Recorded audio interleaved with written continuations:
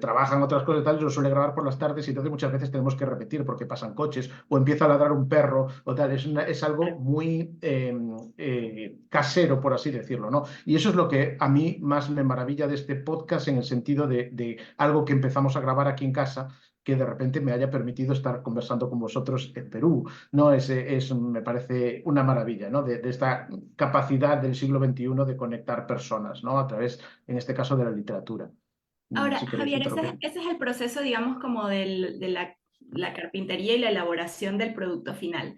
Pero como este espacio justamente se llama Cocina de Autor y nosotros somos escritores y quienes te vamos a escuchar también estamos dedicados a la literatura, queremos entender qué pasa antes, Ujú. durante toda la elaboración del texto, el proceso de investigación, el proceso de decidir qué viene primero, qué viene luego, cómo se arma Sí, esa sí. estructura. Yo normalmente me preguntan, una de las cosas que me dicen es, cada temporada tiene muy pocos episodios, ¿no? Porque cada temporada tiene 5 episodios. Procuro hacer un par de episodios al año, de episodios, de temporadas al año, es decir, 10 episodios al año, más o menos, de media. Pero yo siempre digo lo mismo, cada episodio son 3 semanas de trabajo como mínimo. 3 semanas. Eso significa que o sea, que 2 temporadas al año lo que hago es más de medio año de trabajo. Y cuando hablo de trabajo, hablo de 7 días a la semana trabajando en el podcast, 10 horas al día. ¿No? O sea, es el trabajo 100% en el podcast. Entonces, de esas 3 semanas que le dedico más o menos a cada episodio, 2 semanas son la documentación y escritura del guión. Y la otra semana es la parte que os comentaba, la grabación, edición y bueno, pues después se lo paso a mi colega, a mi amigo y él hace el diseño sonoro. Entonces vamos a centrarnos, que sí, que sé que es lo que os interesa en esas 2 semanas, ¿no? De documentación y escritura de guión. En primer lugar, yo tengo como la idea de 7 fases a la hora de preparar un guión, ¿no? La primera de todos es la recopilación de la documentación. Y es la más larga, sin duda, porque lo más importante para nosotros en el podcast es conseguir datos, anécdotas, historias de los escritores que sean interesantes y que no estén muy utilizadas. Primero, que podamos corroborarlos con biógrafos fiables, porque lo que no hacemos nunca es buscar en Internet, ir a información de la Wikipedia o de alguna página sin saber de dónde viene esa fuente. Entonces, normalmente lo que hacemos, o lo que hago, vamos, porque esa parte la hago yo solo, es leerme un par de biografías normalmente. Biografías, muchas de ellas que son de 700, 800, a veces 1000 páginas, ¿no? Pues pienso en la de Silvia Plath o la de Pessoa, que la más importante que leí tenía más de 1000 páginas. Y muchas veces esas biografías están en inglés, ¿no? Porque, bueno, pues en español no tenemos esa disponibilidad como tienen bueno, pues en Estados Unidos y en Inglaterra de material, ¿no? De calidad sobre tantos escritores. Tenemos algunos, evidentemente, pero no todos. Entonces, yo me dedico a leer ese par de biografías y voy tomando notas. Normalmente esas notas, bueno, pues no sabría decir la extensión, pero sí que os puedo decir que más o menos utilizo después en el guión una cuarta parte de las notas de las que tomo, ¿no? Es un trabajo bastante a veces te da la impresión de que estás haciendo un trabajo extra, ¿no? Que no deberías hacer. De todas formas, yo sí pienso que el hecho de tener más información de la que voy a utilizar me ayuda a tener una imagen más global del escritor, ¿no? Es un poco, supongo que habréis hablado de la teoría del iceberg o del iceberg de Hemingway alguna vez, ¿no? Esta idea de que, según decía Hemingway, él sabía 10 partes, ¿no? de la realidad, pero escribía solo una décima parte. Las otras 9 décimas partes son cosas que él sabía y no contaba, ¿no? Decía en El viejo y el mar, ¿no? Que él sabía la vida de todos los habitantes del pueblo de pescadores y tal, pero que evidentemente no las contaba, pero eso le ayudaba a tener una visión global, ¿no? Pues, bueno, salvando las distancias, ¿no? Mi idea es que conociendo toda esa vida del escritor o escritora, me ayuda a dar una visión más global y mejor, ¿no? Más completa. Pero lo que yo uso es más o menos una cuarta parte, ¿no? Una vez que tengo esas notas, lo que hago es leer la novela o la obra que está relacionada, porque siempre es un autor y una obra, ¿no? Pero ahí ya empiezo a tener una idea de por dónde quiero tirar, ¿no? Y esa es un poco la segunda fase, que es elegir la idea. Para mí es muy importante tener una idea como un leitmotiv, como un tema central sobre el que va a tratar el podcast. porque la realidad es que si yo simplemente contara la vida de un escritor, todos los capítulos serían similares, porque, bueno, a ver, hay escritores con vidas más apasionantes y otras con menos, pero al final la vida de un escritor es naces, creces, escribes, triunfas o fracasas y mueres, ¿no? Y básicamente todas serían iguales. Entonces hay que centrarse en algo en concreto, algo interesante o por lo menos distintivo y algo que sea clave en ese autor, ¿no? Por ejemplo, pues cuando hice el programa sobre Juan Rulfo, me di cuenta al leer su biografía desde niño, desde que él era pequeño y su padre lo mataron cuando él era un niño, la muerte le había rodeado y cuánta gente de su familia se había muerto. Y después, cuando escribió Pedro Páramo era una novela sobre muertos, no una novela de muertos. Entonces dije, la idea central del capítulo de Rulfo tiene que ser la muerte, ¿no? Porque estaba presente desde ahí. No sé, ¿qué más puedo decir en ese sentido? Por ejemplo, Shirley Jackson, no sé si habéis escuchado el capítulo de Shirley Jackson. Shirley Jackson, el libro que utilicé fue La maldición de Hill House, ¿no? Sobre una casa encantada. Cuando empecé a leer su biografía me fascinó el hecho de que sus abuelos, bisabuelos, sus antepasados habían construido las casas encantadas de San Francisco. Entonces dije, bueno, esto me interesa mucho. Empecé a tirar del hilo de las casas. Luego descubrí que Shirley Jackson había sufrido agorafobia y que se había mudado de casa muchas veces. Entonces dije, pues mira, puedo orientarlo con el tema de las casas, ¿no? Relacionándolo directamente con la novela de la casa encantada. Y así sucesivamente, ¿no? Con todos los capítulos, por ejemplo, se me ocurre el de Silvia Plath, ¿no? Silvia Plath evidentemente tiene una vida muy trágica, pero lo más trágico de Silvia Plath es el hecho de que no solo es que ella se suicidase, sino que la amante por la que la abandonó su marido se acabó suicidando también, junto con su hija, y el hijo de Silvia Plath también se suicidó muchos años después. Entonces, para mí, la clave de ese episodio era el suicidio, pero el suicidio a nivel familiar, no un suicidio único, sino cómo el suicidio de una persona puede, de alguna forma, entenderme, quiero decir narrativamente, no voy a médicamente, ser contagioso en ese sentido, ¿no? Bueno, pues a partir de ese tema, yo leo la obra ya teniendo esa idea en la cabeza, procuro tener esa idea en la cabeza y empiezo a conectar la obra que estoy leyendo con las notas que me llevan a esa idea, ¿no? Y voy creando pues una especie no sé, de tarta, ¿no? Para hornear, por así decirlo. Empiezo a seleccionar y a conectar ideas, ¿no? Para crear el guión. Eh, para mí, en la tercera fase es cómo elegir las ideas, porque, bueno, una idea puede ser cualquier cosa, pero para mí no todas las ideas son igual de válidas para un podcast como este, ¿no? A medida que yo tengo una idea, no quiero repetir tanto la idea, un concepto para la novela, cuando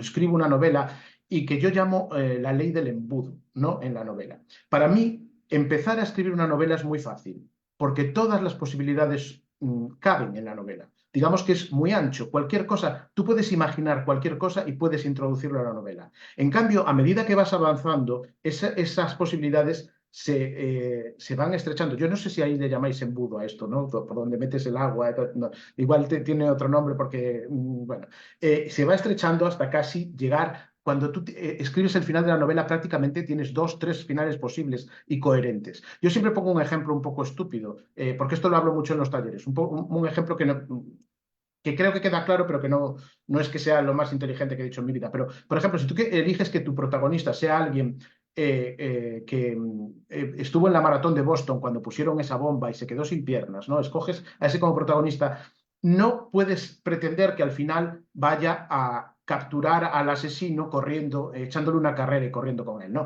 Bueno, es una tontería, pero bueno, quiero decir que te vas limitando. El hecho de hacer que sea una persona sin piernas ya obliga a que toda la novela sea coherente con eso. Y esto, en el caso del personaje, sea trama, pero también pasa con los recursos técnicos. Si tú al principio escoges que tu narrador sea un narrador pues en primera persona, siempre en la cabeza de ese personaje que perdió las piernas en el maratón de Boston, no tendría sentido que al final, en el último capítulo, cambiases la idea del narrador y te metieses en la cabeza del asesino, porque estarías rompiendo un poco el eje, ¿no? Y etcétera, etcétera. Si tú haces los diálogos de una forma, con guiones al principio, al final no los puedes hacer de otra forma, porque pienso que, bueno, a ver, evidentemente siempre hay cosas vanguardistas que ensayan y tal, pero en general lo que nos dice la teoría de la novela es que hay que ser coherente, ¿no? Con lo que haces todo el tiempo.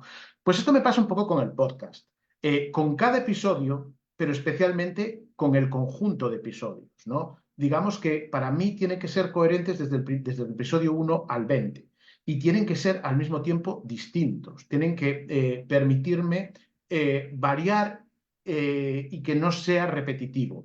Y eso es lo que hace más difícil. Para mí cada episodio del podcast es más difícil. Si queréis interrumpirme, Y interrumpirme. solo tenía, o sea, tienes entonces un concepto para cada episodio, pero luego tienes un concepto para la temporada. Tengo un concepto, digamos, para el podcast en general, para las 4 Ok. temporadas. ¿Qué quiero decir?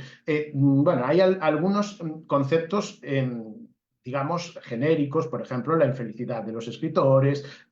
También hay conceptos técnicos, por ejemplo, la extensión. Yo siempre procuro que el podcast esté entre los 40 y 45 minutos. Esta temporada, por ejemplo, algunos he ido al 46, 46, pero para mí es clave eso. Y en general tengo que recortar los guiones porque siempre se me van más largos, porque he recopilado tanta información que siempre al final acaban siendo más largos. Entonces yo tengo que recortar y dejar cosas fuera. Hay una serie de criterios que yo intento seguir para que el podcast tenga, digamos, cierta coherencia.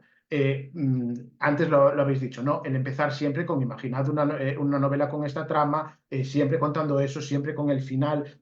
Si os fijáis, hay una serie de elementos que se van repitiendo, ¿no? Pero al mismo tiempo tienen que ser distintos, porque si no, como os digo, las vidas de escritores no darían para mucho más. Entonces, cada temporada es un reto mayor para mí. También es verdad que ese reto a mí me motiva mucho, ¿no? Porque si os fijáis, si lo analizáis, cada temporada voy depurando más algunas cosas. Y, por ejemplo, esta última temporada, la cuarta, que es a lo que iba a ir yo, a la fase 3, están más relacionados los capítulos con el estilo de los escritores, con algo específico de los escritores. Y os explico. Por ejemplo, el capítulo de Pessoa, ¿no? Que lo más importante, lo más llamativo de Pessoa son sus heterónimos. Bueno, pues yo me inventé que yo era un heterónimo mío, ¿no? Que no lo narraba Javier Peña, sino un hombre llamado Fernando Piñeiro. Yo simulaba de vez en cuando un poco de acento portugués, ¿no? Y jugaba con esa historia, ¿no? Para que a la gente le quedara un poco claro la idea de cómo es jugar con un heterónimo. Lo que hacía Pessoa lo hacía yo humildemente y mucho peor que él, pero bueno, era un juego, obviamente. Y lo curioso es que hubo muchos oyentes que pensaron que ese señor existía. Y de hecho me pidieron una entrevista con Fernando Piñeiro. Y digo, pero si no lo habéis entendido, Fernando Piñeiro soy yo, ¿no? Pues me pidieron una entrevista con él. Claro, para mí eso fue de lo más divertido, ¿no? Porque te inventas eso y la gente, un medio de aquí de Galicia, te dice, no quiero entrevistar a ese señor, ¿cómo puedo contactar con él? Eh, por ejemplo. Después, en el de Foster Wallace, para mí la clave de la broma infinita son los personajes locos y delirantes y las notas al pie de página. Y entonces cuando hice el de Foster Wallace lo basé en los personajes locos, cada parte en la que está dividido el podcast. Empieza con un personaje algo loco, delirante de la novela y todo el rato está con nota al pie, nota al pie. Pues eso es un guiño a la obra de Wallace. Cuando hice el de Pizarnik, los diarios, bueno, pues lo hice pensando en que fuera como un diario. Si os fijáis, hay muchas más intervenciones de la voz femenina, de mi mujer, dando, digamos que cortando lo que hago yo, lo que digo yo, rápidamente, para simular que son trozos de diario, fragmentos de diario. Entonces va como mucho más rápido eso. El de Salman Rushdie, como el cine de Bollywood está muy presente tanto en Los versos satánicos como en Hijos de la Medianoche, que es su otra gran obra, pues lo pensé como si fuera una película de Bollywood, ¿no? Y entonces está con escena 1, interior día, no sé, exterior noche, etcétera, etcétera, ¿no? Bueno, pues un poco todo eso es la idea central, como os digo, que me permite variar un poco el Javier, podcast. Sí, y una sí. pregunta. Tú tienes, porque es interesantísimo en realidad justamente esto de esta estructura un poco camaleónica que se adapta a cada autor, lo que es súper súper atractivo, pero además, o sea, de que la idea es original, me imagino, tuya, tienes algún tipo de referentes o de modelos, no sé si en podcast o en algún otro tipo de producto similar. Pues te diría que no. A ver, esto a mí me da un poco de vergüenza decirlo, pero yo no suelo escuchar podcast. No, no escucho ni el mío, pero es verdad. Realmente, para mí, es que esto me parece muy interesante y muy importante para mi concepto del podcast. Realmente yo creo que Grandes Infelices funciona muy bien porque es un podcast distinto a los otros que hay, ¿no? Normalmente los podcasts que yo conozco son podcasts muy conversacionales, donde igual un experto habla imagínate un podcast de Pessoa en el que un experto sobre Pessoa es entrevistado y hay una conversación y fluye, pero realmente el podcast Grandes Infelices es un podcast que prácticamente son relatos basados en las vidas de los autores, ¿no? Y para mí el referente son los relatos, son la novelística, es la narrativa. Por eso me parecía tan interesante cuando me invitasteis a esta charla, ¿no? Porque realmente sí que vinculo mucho mi trabajo como novelista o como relatista, como lo que sea, ¿no? Como escritor, con el trabajo como guionista del podcast. Para mí, lo más parecido a escribir novelas que he hecho en mi vida ha sido escribir los guiones del podcast. Para mí es un trabajo que es creativo, es creatividad pura. Para mí es como si estuviera escribiendo un relato. La única diferencia es que me baso en vez de basarme en invenciones mías, me baso en los datos que yo he recopilado, ¿no? Tengo que tener la capacidad de...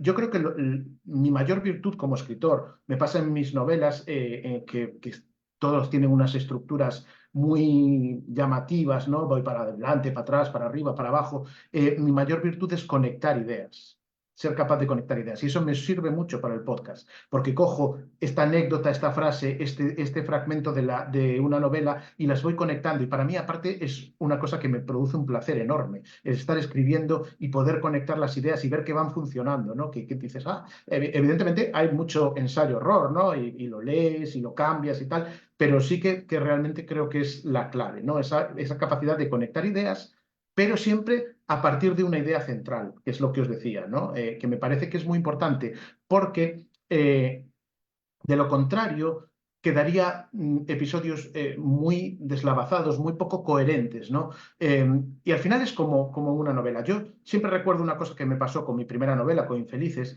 y es que yo tenía una escena, un fragmento, un pequeño capítulo hacia el final de la novela que me parecía de lo más bonito escrito de toda la novela. Pero hablándolo con mi editora me decía que algo no funcionaba ahí, que estaba demasiado hacia el final y que no aportaba demasiado a la trama, ni aportaba demasiado al desarrollo de los personajes, que era solo algo hermoso, pero que no aportaba en el conjunto, y al final decidimos quitarlo. Igual era una de las partes más hermosas de la novela, pero no funcionaba en el conjunto. Y creo que la clave de una novela, de un relato, es que funcione el conjunto, no es una suma de partes hermosas, sino que es un conjunto. Y es lo que me pasa con el podcast. Muchas veces he dejado partes, anécdotas, frases muy buenas de los escritores, pero que no respondían a la idea central del capítulo. Entonces, al final creo que es clave saber podar y saber centrarte, ¿no? Sí, me Justo te creo claro. queríamos preguntar por Mm. esas anécdotas. ¿Cuál ha sido la anécdota más descabellada o aquel dato que has encontrado que te ha dado la idea principal o que incluso has tenido que dejar por fuera? Esa sería la primera. Y luego ha surgido una pregunta mientras hablabas y es, ¿cuántas versiones haces de ese texto, del guión final? A ver, ¿cuántas versiones hago? Realmente yo solamente hago una versión porque voy cambiándolo por encima. Quiero decir que no es de esto que hago versión número 2, no, voy cambiándolo. Pero probablemente 6, 7 veces lo cambie, ¿no? Desde un primer... Yo también como novelista soy de estos que acostumbra a sacar un texto muy en bruto y después ir trabajándolo. ¿Sabes? Que hay otras personas que prefieren escribir una frase y darle vueltas a esa frase hasta que está. Yo no, yo intento sacar y luego voy, yo me imagino más como un escultor que tiene un bloque de mármol, ¿no? Y va cincelando una y otra vez, una y otra vez. Yo soy muy metódico en eso, de volver una y otra vez hasta que me suena perfecto, ¿no? Entonces, al principio saco algo más en bruto, que voy orientando las ideas y luego voy puliendo, ¿no? Y 6, 7 veces diría que lo voy leyendo y puliendo, cambiando, ¿no? Más o menos, depende. Hay algunos que salen mejor de principio y otros que te atascan más. Con respecto a las anécdotas, a ver, esto es difícil, ¿no?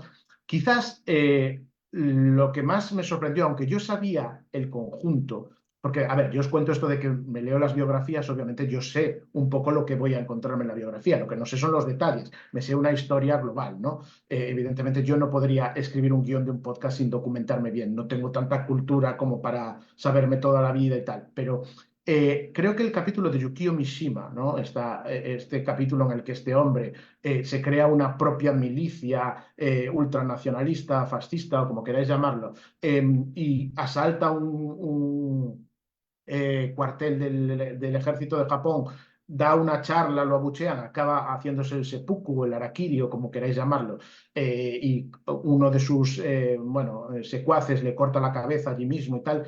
Me parece que es increíble. O sea, es que no creo que sea posible encontrar otro ejemplo en la historia de la literatura tan sumamente cinematográfico, tan es que no hay novelas que sean tan novelísticas como la propia vida de Mishima, ¿no? Eso me pareció quizás investigar todo eso y profundizar en eso me pareció de lo más delirante y divertido que he hecho, ¿no? También lo que os contaba antes de las casas de Shirley Jackson, yo sabía un poco la idea de la casa encantada, pero descubrir que esas casas encantadas de San Francisco las habían hecho sus antepasados me pareció maravilloso y de hecho estuve investigando mucho por ahí, fuera de las propias biografías de Shirley Jackson, me dediqué a investigar a sus antepasados y saqué un montón de historias sobre casas encantadas. Lo que pasa es que no me podía ir. Tenía muchas historias muy interesantes, pero tampoco puedo dejar que mi gusto me haga irme hacia un capítulo solo sobre casas encantadas y me olvide que es un capítulo sobre una escritora, ¿no? Entonces están, digamos que rodeando el episodio, pero intento no dejar que lo conquisten por completo, ¿no? Anécdotas que he dejado fuera, ahora mismo sí que no sabría decirte, porque hay muchas, hay tantísimas, pero es verdad que, como os digo, llevo 20 episodios en 2 años. Os digo que 3/4 partes de lo que consigo de material lo dejo fuera. No soy capaz de organizar todos esos datos en la cabeza. Al final, por desgracia, los voy olvidando, ¿no?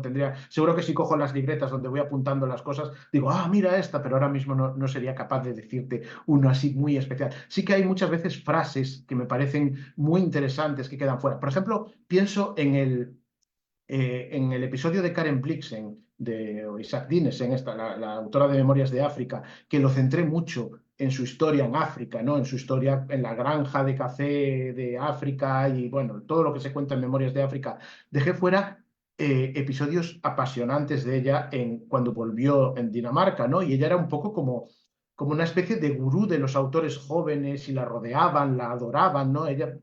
Y todo eso no me cabía en el podcast, porque claro, tampoco me cabía, porque yo quería contar sobre todo la historia de una mujer de principios del siglo XX que ella cogió y se fue a vivir a África y llevó ella sola a la granja y se salía a cazar elefantes con una escopeta y quería contar eso y la parte de gurú de las letras en Dinamarca como que ya se me salía un poco, tenía que dividir el capítulo, no podía meterlo al final, es un poco lo que os digo con esta idea de unidad, ¿no? Que se me salía un poco de la idea de unidad. Creo que de Karen Blixen dejé fuera, o sea, daría para 3 episodios más, pero también, por ejemplo, ahora que pienso de Salman Rushdie, también daría para muchos episodios más, porque toda la historia de él escondido, bueno, pues cuando lo condenaron a muerte, yo lo conté de forma muy breve, ¿no? Porque me interesaba mucho hablar, en el caso de Salman Rushdie, hablar de la novela de los versos satánicos y explicar por qué lo habían condenado. Porque yo tengo 45 años y recuerdo cuando lo condenaron, aquella noticia de verlo en todos los medios y tal,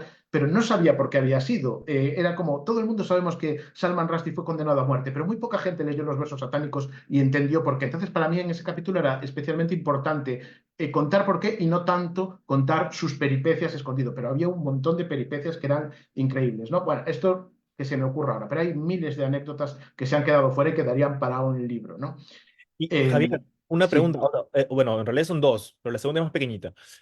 ¿Cómo ¿cuáles son los criterios para escoger el siguiente infeliz o los siguientes infelices?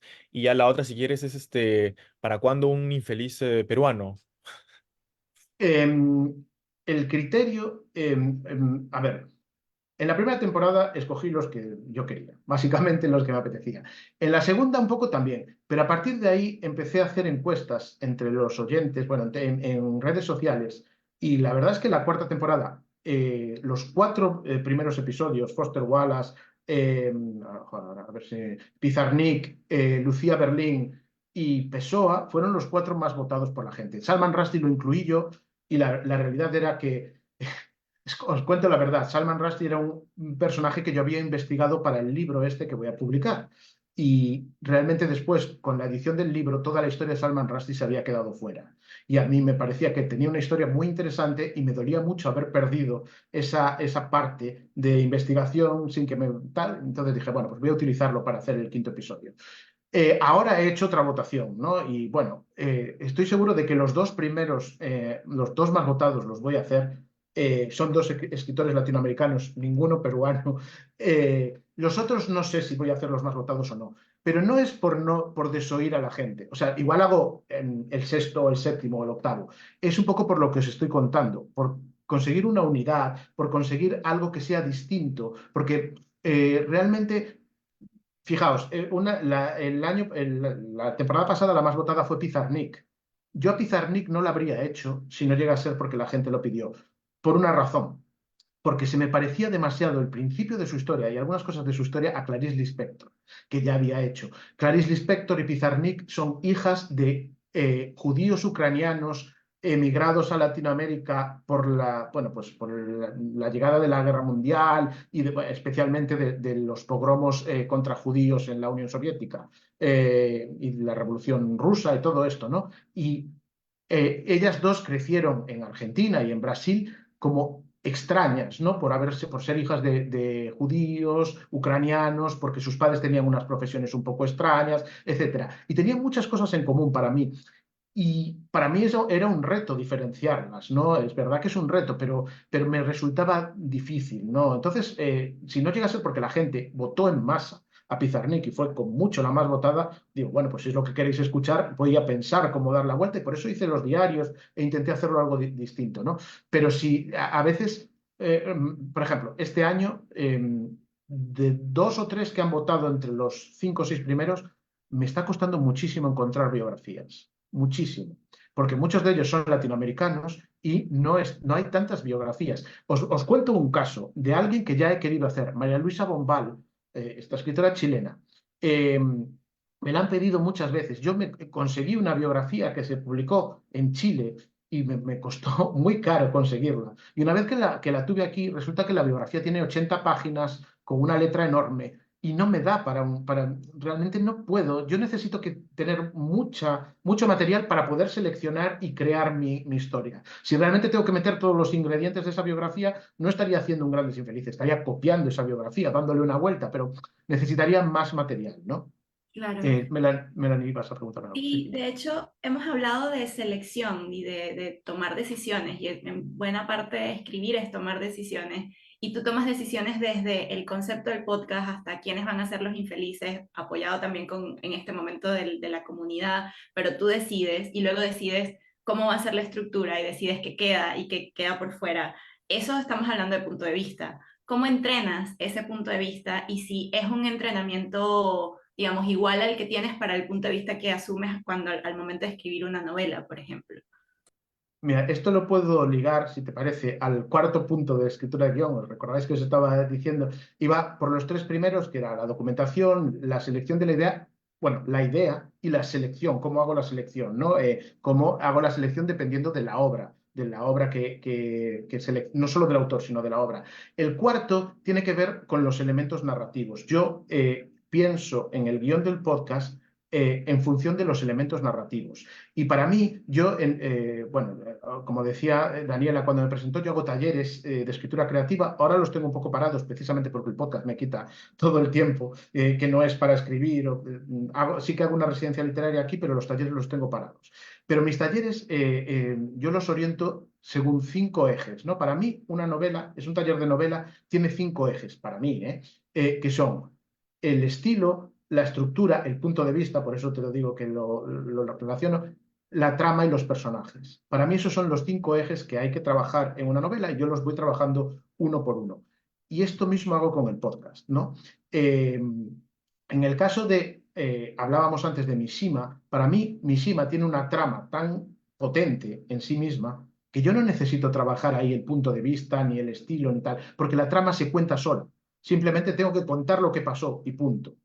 Hay otros casos, por ejemplo, pienso en Lucía Berlín, ¿no? El penúltimo episodio que hemos publicado. Lucía Berlín tiene una vida muy trágica, muy dramática, ¿no? Es una persona, pues que tuvo una enfermedad, que fue alcohólica, que sus maridos la trataron fatal, etcétera, etcétera. Pero en sí misma, esa historia valdría para 100.000 escritores y escritoras. No es tan especial como la de Mishima. Entonces yo tengo que darle una vuelta para hacerla distinta al resto y para que el episodio se pueda recordar. Y lo que hice fue trabajar en la estructura, os decía, trama, estructura, personajes, punto de vista y estilo, ¿no? Pues en este caso trabajé en la estructura y lo estructuré pensando en su manual para mujeres de la limpieza, lo estructuré como si fuera un manual para escritores de relatos cortos, ¿no? O escritores de relatos. Y iba dando consejos de relatos y a partir de esos consejos contaba un trozo de la vida, como si fuera un relato de Lucía Berlín, ¿no? Como si fueran relatos de su vida, iba conectando unos con otros. Bueno, pues eso ahí trabajo sobre la estructura, ¿no? Ahora me preguntaba sobre el punto de vista. A mí me encanta trabajar el punto de vista en las novelas, ¿no? Lo que pasa es que en un podcast el punto de vista es más reducido, porque el narrador siempre soy yo. En la novela el narrador, el autor puede de alguna forma esconderse detrás de un personaje y tal, pero aquí es bastante evidente porque está mi voz todo el rato y siempre soy yo. Bueno, conseguí una vez esconderme, como comentábamos antes, cuando me inventé a este Fernando Piñeiro con Pessoa, ahí conseguí esconderme una vez, ¿no? Y fue, pues jugar con esa idea del punto de vista, pero el resto del tiempo el narrador soy yo. Pero sí que se puede jugar igual con los personajes, porque aunque yo sea el narrador, puedo estar metido en la cabeza de un personaje y luego en otro y luego en otro, ¿no? Por ejemplo, en el de Silvia Plath, pues lo organicé estando primero en la cabeza del hijo de Silvia Plath, luego en la propia Silvia, luego en Ted Hughes, luego en Asia Webby, luego en la hija de Silvia, etcétera, etcétera, ¿no? Fui cambiando de personajes, fui cambiando el punto de vista. O en el de Salman Rushdie que hablamos antes, bueno, pues tenía 3 personajes principales, el propio Salman Rushdie, uno de los protagonistas de los versos satánicos y el otro de los protagonistas, e iba saltando de uno a otro, iba jugando así con el punto de vista, ¿no? Y lo mismo con el estilo, yo intento, como os digo, tener un estilo continuo, ¿no? En el podcast, que sea parecido, que todos los episodios se distinga que los hago yo, pero al mismo tiempo procuro adaptarme un poco a la voz del autor. Si cogéis el episodio de Bolaño, por ejemplo, pues intento tener ese humor irónico que tenía Bolaño, igual que con Foster Wallace intento tener ese cinismo, o con Pizarnik pues intentas tener ese humor también un poco negro que tenía Pizarnik, pero siempre adaptándote un poco a la voz o al estilo del biografiado, ¿no? Entonces yo voy jugando con esos 5 elementos narrativos también para diferenciarme. Os decía, lo diferencio por un lado por la idea y por el otro lado jugando con esos elementos narrativos, cambiando el punto de vista, cambiando la estructura, utilizando simplemente la trama porque sea porque sea muy, muy potente, o jugando con 5 o 6 personajes, o con 3, o con 2, o con 1, dependiendo de lo que me interese, ¿no? Lo que siempre digo en los talleres de novela es que si yo creo que tienes que jugar con esos 5 elementos, ¿no? Y que te tienes que distinguir del resto de novelas al menos en uno de ellos, ¿no? Si tú escribes una trama que no es muy interesante, no pasa gran cosa, los personajes no tienen una gran complejidad psicológica, el estilo es normal, funcional, el punto de vista es nada, una primera persona, un omnisciente, y la estructura es cronológica, realmente es una novela anodina, es como una novela como hay miles, ¿no? En cambio, si tienes una trama trepidante o si tienes una estructura, dices, pues o un punto de vista, ¿no? Pues voy a narrar esto desde el punto de vista, la perspectiva de un perro. Toda la novela la va a narrar un perro. O la estructura, voy a empezar desde atrás hacia adelante. O, bueno, los personajes tienen una complejidad psicológica brutal o lo que sea. Bueno, pues ya estás haciendo que la novela sea distinta. Lo que pasa es que yo lo que aconsejo es que no intenten innovar en demasiados puntos a la vez, porque si no, nos volvemos locos. Porque si haces, lo va a narrar un perro, pero a la vez va a ser al revés y la trama va a ser complicadísima y va a ser un análisis psicológico de los personajes. Al final intentas hacerlo todo y no haces nada, ¿no? Pues es un poco lo que pienso en el podcast. Digo, vale, tengo a Mishima, voy a contarlo así tranquilamente, ¿no? No voy a empezarlo al revés ni tal. Tengo otra trama que me parecía muy potente, la de Bulgakov, ¿no? Que estaba condenado al ostracismo por el stalinismo y un día le llamó Stalin por teléfono y le dijo, oye, ¿qué te pasa? ¿Cómo estás protestando? ¿Cómo es esto, no? El máximo del cinismo. Pues eso ya me parecía que ya por sí solo funcionaba. Alguien, o sea, que un autor que de repente un día está echando la siesta y le llama a Stalin directamente al teléfono, ¿no? Me parecía que, si lo pienso cinematográficamente, ya tengo una película ahí, ¿no? O lo de Karen Blixen, que se va a África en 1915 o así, una mujer danesa se va a África, a Nairobi, que en ese momento es nada más que una parada de tren de camino desde el océano hasta el lago Victoria, rodeado de fieras, de elefantes, de tigres, de tal. Bueno, pues me parece que la trama en sí mismo ya se sostiene. Pero como os digo, hay otras veces que dices, bueno, es que Pizarnik y Lispector tienen una vida muy parecidas. ¿Cómo puedo hacer para cambiarlo? Pues entonces lo que hice fue, a Pizarnik lo hice en forma de un diario y en el Inspector me inventé una estructura paralela que relacionaba la vida del Inspector con la de la protagonista de La Hora de la Estrella, Macabea. Entonces lo hice con esa estructura paralela, montando la vida del Inspector, la vida de Macabea, vida del Inspector, vida de Macabea. Siempre tengo esos elementos narrativos en la cabeza, ¿no? A la hora de seleccionar. No sé si te he contestado esto del punto de vista, si no, le damos una vuelta y te contesto a lo otro, porque quería contar esto que me parece interesante. Sí. Sí, me parece que tienes otro elemento en la cabeza que no has mencionado, que es tienes muy presente al auditor. Porque, por ejemplo, por dar un ejemplo, Silvia Plath, en el episodio de Silvia Plath, uno conoce, pues, más o menos la historia, cómo termina, sobre todo. Todos tenemos un poco esta imagen de Silvia, ¿no?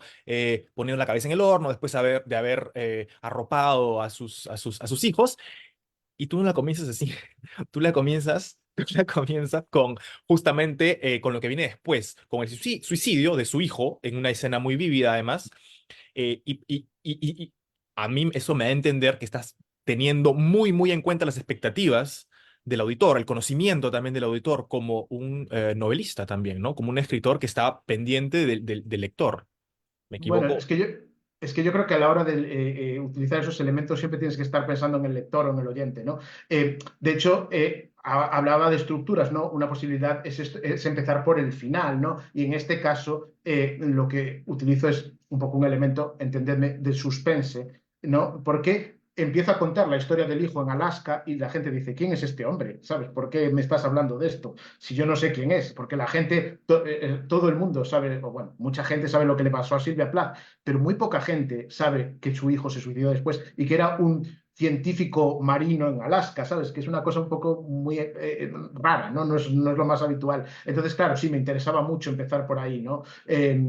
Es una forma de jugar con la estructura, con el suspense y, claro, con el oyente, igual que juegas con el lector en una novela. Yo por eso os digo, cada vez que escribo un guión, y para mí es la clave de todo el podcast, o sea, el guión está 100% cerrado cuando lo empezamos a grabar, cada vez que escribo un guión, para mí es como escribir, no voy a decir una novela porque son 6.000, 7.000 palabras, pero un relato largo sí, ¿no? Cada guión son entre 6.000 y 7.000 palabras, es más o menos la extensión. Entonces, bueno, pues realmente, para mí es un ejercicio de escritura creativa. No es un ejercicio de voy a escribir y luego, digamos, voy inventando a medida que voy hablando. No, no, no. Está todo muy cerrado, muy medido, ¿no? Es curioso porque mi mujer cuando graba las partes de los libros, ¿no? Los textos propiamente dicho, ella no se ha leído nunca los guiones, nunca. Entonces yo le doy esas partes, pero me siento con ella aquí y la dirijo. Le digo, no, ahora tienes que estar más triste, tienes que estar más alegre. No, no, no, así no me vale, porque ¿cómo puede? Y dice, si yo no lo sé, digo, ya, pues haberte leído el guión antes. Lo que pasa es que ella tiene otro trabajo y está muy liada para eso, ¿no? Entonces yo le tengo que dirigir y tal, bueno, pues porque tengo en la cabeza, es un poco también como, a ver, salvando también las distancias, como un director de cine, ¿no? Que tiene en la cabeza lo que quiere al final y quiere, tienes que unir todas esas partes con la idea de un conjunto, ¿no? Justo a propósito de eso, y por ahí va la pregunta, lo del punto de vista que además me encanta que has mostrado no solo ese elemento narrativo, sino otros. Lo que pensábamos también mientras preparábamos este podcast era el, la cámara dónde está, en este caso el micrófono, ¿no? O sea, pensábamos cuál es la intención, ahora que mencionas esta anécdota con lo de tu esposa, y pienso en este momento en el capítulo en el episodio de Salman Rushdie, porque es bien complejo, los versos satánicos en sí mismos son complejos, y tú has pasado de tu voz como narrador, hay lecturas del texto, están ellos como los personajes dentro de la novela como personajes también en el podcast, y cada uno tiene una intencionalidad distinta, y mantener ese hilo conductor y decirme a mí como audiencia dónde estás en este momento, cuál es el personaje que te está hablando, y que solo sea con palabras y con algunos elementos sonoros, la verdad es que es bien loable y me imagino que muy difícil de hacer. ¿Te ha pasado, y ahí voy con la pregunta, que terminas algún guión y en el momento de terminar de grabar dices, hay que volver al texto porque hay que hacer más énfasis en esto o en este otro punto"? No, no me ha pasado. La verdad es que no me ha pasado porque yo realmente sí que tengo muy en cuenta eso.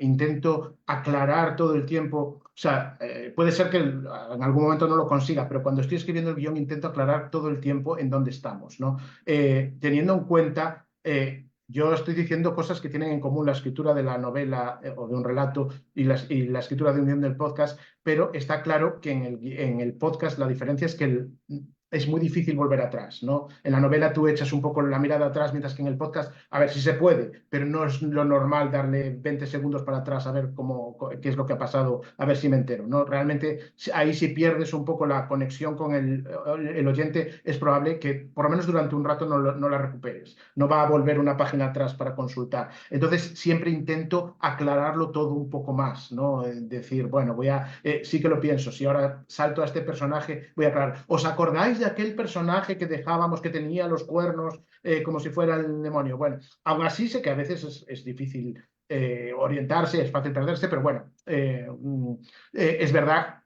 Evidentemente hay mucha gente, los podcasts se escuchan cuando estás haciendo otras cosas muchas veces, paseando al perro o haciendo la comida o justo en cama antes de dormir, ¿no? Pero tampoco quiero simplificarlo todo tanto como para que poner por encima el hecho de que puedas estar haciendo la comida y perderte sobre la historia. Digo, bueno, si te has perdido, escúchalo otra vez, que así me das otra escucha y así subo en oyentes. Y no, quiero decir que evidentemente intento que todo esté muy masticado, pero entiendo que es un podcast al que hay que prestarle atención.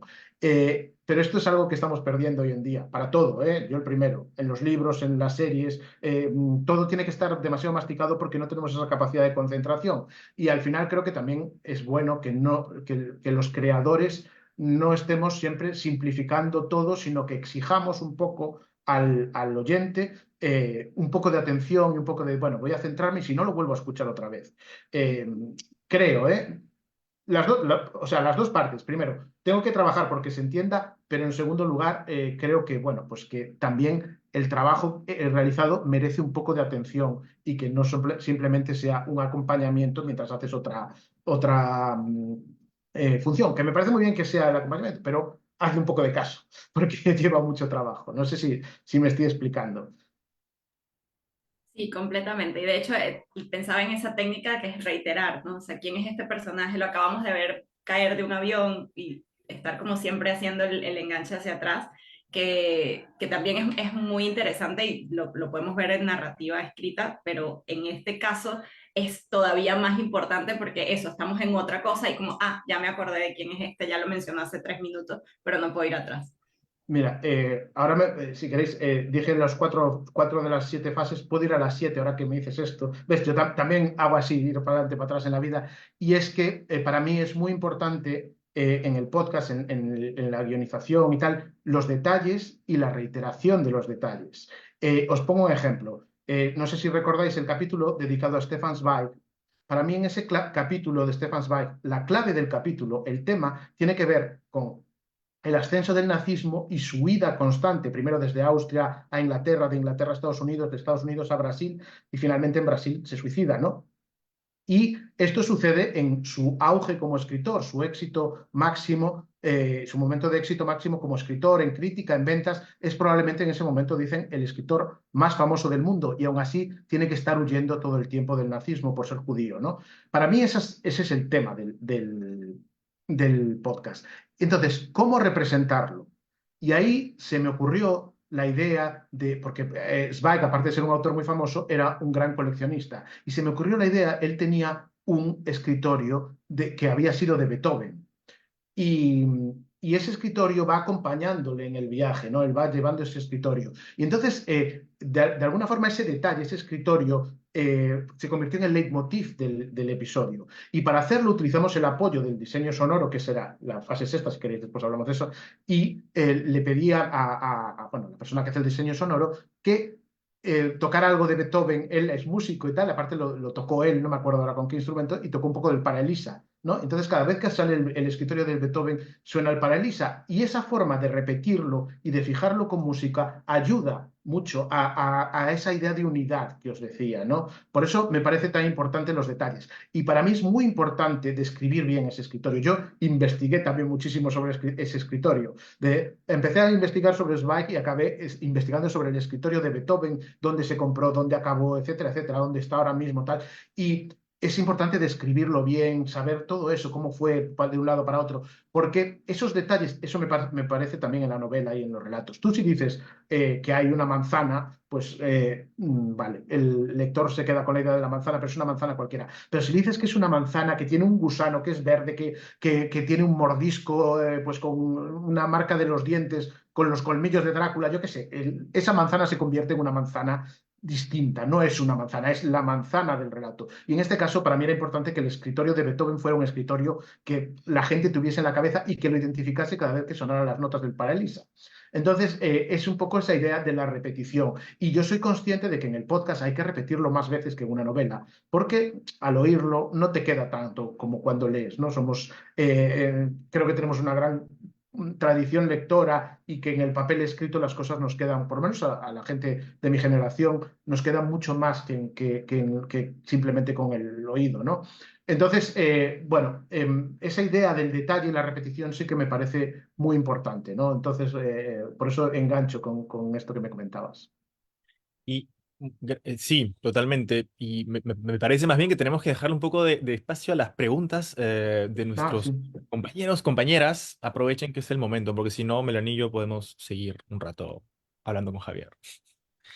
Ah, ¿Me decís ay, vosotros o la puedo decir si quieres. ¿Qué libro hermoso has leído últimamente? Una pregunta de Alberto. qué libro hermoso he leído últimamente? Qué difícil, ¿no? Porque os voy a contar, la realidad es que estoy escogiendo casi mínimamente mis lecturas. Prácticamente todo lo que leo es por trabajo. Eh, por el podcast leo muchísimo. Ahora, por ejemplo, por la residencia literaria tengo que leer muchísimo. Estamos leyendo, pues en apenas 15 días, 12 libros. Básicamente estoy leyendo un libro al día. Entonces, me estás preguntando por un libro que me haya quizás marcado últimamente. Uf, no sabría decir ahora ninguno que me haya. Igual no estoy teniendo suerte lectora porque no se me está ocurriendo ninguno que diga, Dios mío, este libro me ha cambiado la vida. Quizás un libro, esto no os voy a dar ninguna pista porque ya lo hablo en el podcast, pero uno de los libros que he releído para el podcast y que más me ha marcado últimamente es el Manual para Mujeres de la Limpieza de Lucía Berlín, ¿no? Así que se me ocurra el libro, lo he releído, ya lo había leído, pero que he releído hasta ahora, o sea, últimamente, y que me ha marcado más, es ese. Eh, También, no sé, Hijos de la Medianoche de Salman Rushdie, que no es exactamente los versos satánicos, pero sí que leí también para el podcast y no había leído Hijos de la Medianoche, me parece una de las lecturas más interesantes, eso sí. Es un reto mayor, es un libro muy largo, con muchos personajes, con muchas... si os gustan las grandes sagas... Bueno, de hecho, se dice que los versos satánicos, o sea, los Hijos de la Medianoche y en general Salman Rushdie era una copia india, británica, pero india, de origen india, de García Márquez, ¿no? Entonces, si os gusta la historia, si no lo habéis leído, de García Márquez, pues, o sea, la forma de escribir, podéis ir hacia Hijos de la Medianoche, que me parece una obra maestra, sinceramente. Bueno, no Ahorita sé que si... hablábamos de Lucía Berlín, Daniela pregunta, ¿cómo hacen para conseguir los audios en el caso de escritores poco mediáticos en su tiempo, como Alejandra Pizarnik, como Lucía Berlín? Vale, esto directamente nos lo bajamos de YouTube. Igual en algún momento nos denuncian o algo así. En este caso, estos audios de Lucía Berlín son unos audios que lanzaron, son fácilmente conseguibles en la web, ¿no? Lanzaron como promoción de los libros de Lucía Berlín y ahí son como 4 audios de 3 minutos cada uno. Eso es otro tema, ¿sí? Porque realmente yo escribo el guión y luego busco audios que encajen con el guión. Ahí los tengo que adaptar un poco, tengo que adaptar siempre el guión, pero siempre busco 4 audios, ¿no? Básicamente es para meter otras voces y que haya un poco de descanso, etcétera, etcétera. Y en el caso de Lucía Berlín fue sencillo porque tenía esos 4 audios que hablaban muy claramente de su vida, pero en otros casos ha sido muy complicado encontrar. En algunos pues hemos tenido que tirar pues en el de Bulgakov, que no había grabaciones de la voz de Bulgakov, pues tenemos una grabación de Stalin, una grabación de una obra que está basada en Mayakovsky, cosas así, ¿no? Pequeñas píldoras, pero es un poco para romper, es un poco para que no se canse la gente de escuchar mi voz, simplemente, ¿no? Más preguntillas. No, digo, no sé si hay más, porque es que he visto que han salido por ahí, Sí. pero no. eh, ¿Consideras que la infelicidad, bueno, después de todas las vidas que has investigado, ¿consideras que la infelicidad es requisito para la grandeza? Una pregunta de Mauricio. No. Hay gente que se ha enfadado con esta idea de que, como si yo pusiera o hiciese hincapié en la felicidad o que fuese apología de la infelicidad, ¿no? No, yo no creo que la grandeza esté relacionada con la infelicidad. Sí creo que los artistas, los escritores en general, son personas que tienen una sensibilidad especial. Eso sí que lo creo. Bueno, pues una forma de ver el mundo, una forma de percibir las cosas especial y probablemente eso los haga más tendentes a la infelicidad. El hecho bueno, pues de ser más sensibles. Y también tengo una teoría que es que son más tendentes a crear infelicidad en los demás. Son personas que por un lado sienten más, pero también hacen sentir más a los demás y no necesariamente siempre bien, ¿no? Entonces, ¿creo que es un requisito para la grandeza? No, no creo que sea un requisito. Ahora, sí que creo que la mayor parte de los escritores, de los grandes escritores, en algún momento u otro han sido infelices. Lo que pasa es que hay distintos tipos de infelicidad. Algunos de ellos tienen que ver, por ejemplo, en el caso de Zweig, tiene que ver con algo histórico. Estalla la Segunda Guerra Mundial y lo empiezan a perseguir porque es judío. Es una infelicidad externa. En otros casos tiene que ver, pues como con Silvia Plath, que tenía un trastorno bipolar, etcétera, o Virginia Woolf, que son problemas mentales, personales, que no tienen tanto que ver con el entorno como con uno mismo. Entonces es distinto, ¿no? Pero sí creo que de alguna forma esa sensibilidad especial de los escritores los hace más, bueno, pues posibles víctimas de la infelicidad, pero no creo que sea requisito. Se puede ser muy feliz y un gran escritor, sí. Sí, Tenemos tres preguntas más. Paula sí. Vicente pregunta, bueno, ya nos dijiste que no escuchas podcast, pero No. Paula pregunta qué otros podcasts literarios o teatrales recomiendes y quizás alguna otra fuente, como usas tantas fuentes para tu trabajo, algún canal de YouTube, alguna otra fuente que no sea solamente de los libros. Yo, en general, realmente me gusta leer libros solamente. A ver, no, quiero decir, me gusta mucho el cine, las series y tal, pero sí que a la hora de trabajar en literatura, etcétera, me gustan los libros y me gusta ir directamente a la fuente bibliográfica. Porque no me acabo de creer los datos que no veo una fuente bibliográfica con sus referencias y con tal. Porque ahora mismo estamos en un momento en el que hay muchos bulos y muchas cosas, hay tal cantidad de frases que dicen que dijo tal autor y nunca lo dijo. Yo siempre quiero ver el libro donde dijo esa frase, porque hay algunos autores a los que les ponen tantas frases encima que es una locura, ¿no? Lo que sí suelo ver son documentales sobre escritores, documentales, bueno, en general en plataformas, ¿no? Por ejemplo, pues hace poco para documentarme para el libro que voy a publicar, pues me vi un documental de Hemingway que hay de 3 episodios bastante largos, que me pareció muy interesante. Bueno, me he visto bastantes documentales en ese sentido, ¿no? Pero después intento ir a libros para comprobar que lo que dice el documental es verdad, porque siempre esa historia de que tenga la referencia me deja más tranquilo, ¿no? Pero de podcast realmente poco he escuchado, por no decir nada. No es un formato, pero no es una cuestión de que yo mismo que digo que hay que prestar atención, no soy capaz de prestar atención a los audios. Yo si escucho algún podcast, rápidamente se me va la cabeza a mis proyectos y a mis cosas. Entonces, yo que pido atención a los demás, no se la presto, pero bueno, también sí que les digo que si escriben un libro sí que se lo presto. Con los libros me centro 100%, pero con los podcasts me cuesta un poco más, ¿no?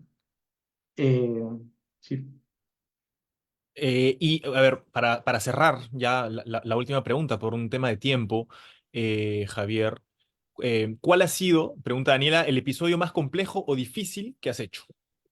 vale, varios, ¿no? Pero quizás me quedaría con el de Roberto Bolaño. Me apetecía muchísimo hacer a Bolaño, pero yo personalmente no conozco ninguna biografía bien documentada de Bolaño. Entonces, hay una larga entrevista que se llama El hijo de Mr. Playa, que, bueno, me sirvió bastante, pero realmente no hay una biografía propiamente.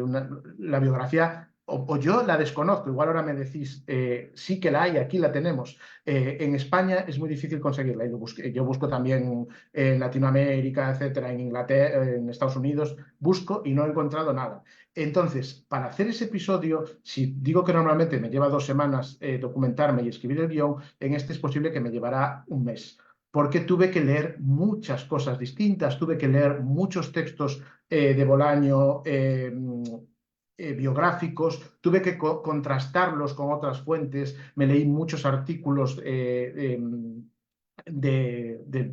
revistas como el New Yorker sobre Bolaño. De hecho, ahí comento que el New Yorker, en el propio podcast, comento que el New Yorker fue el que empezó a extender la idea de que Bolaño había sido drogadicto por un problema de la dictadura, etcétera, etcétera. Y es porque realmente un autor americano cogió un relato de Bolaño y pensó que era biográfico, y era un relato de alguien que perdía los dientes por ser drogadicto. Y a partir de ahí se extendió, lo cogimos del New Yorker en España, en Latinoamérica, y empezamos a extender esa idea cuando es mentira, porque ahí sí que leí una entrevista con el propio patólogo, ¿no? Bueno, creo que se dice así, el médico del hígado de Bolaño, que decía que era imposible que fuera drogadicto, que él lo trató y sabría si había sido drogadicto, ¿no? Entonces, claro, yo prefiero creerme al médico que no a un escritor americano que lee una cosa, ¿no? De un relato de Bolaño y lo confunde con algo de biográfico, ¿no? Pero tuve que documentarme mucho por eso, porque no existe una biografía como puede existir, pues, por ejemplo, de Pessoa, de Virginia Woolf o tal,